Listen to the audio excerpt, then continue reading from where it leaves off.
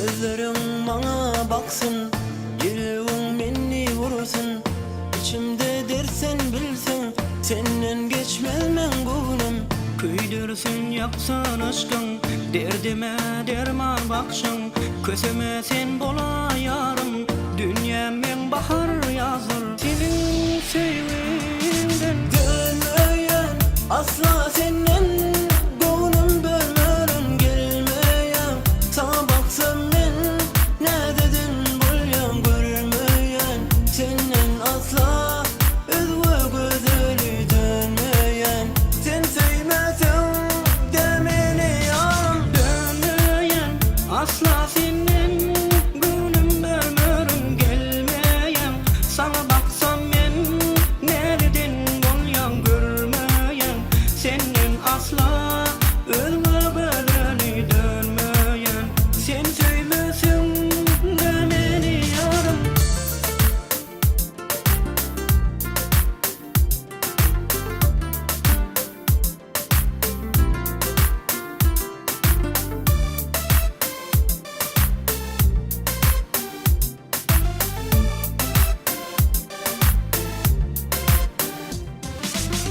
Gözlerim bana baksın, yüreğim beni vursun.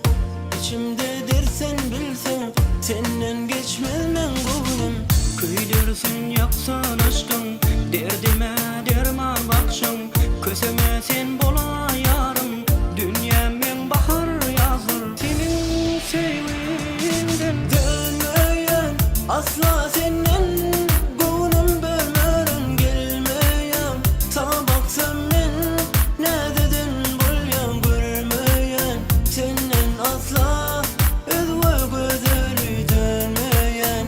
Sen sevmesen de beni yarım dönmeyen. Asla senden gönlüm bölmörün gelmeyen. Sana baksam ben nereden bulyan görmeyen. Senden asla özgür gözeli dönmeyen. Sen sevmesen de beni yarım.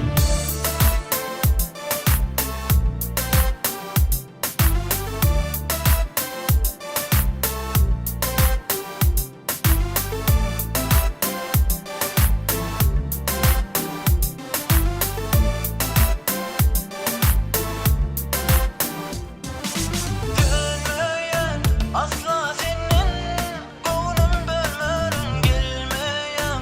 Sana baksam ben ne dedin bulyan görmeyen.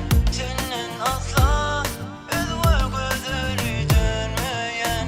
Sen sevmesen de beni yarım dönmeyen.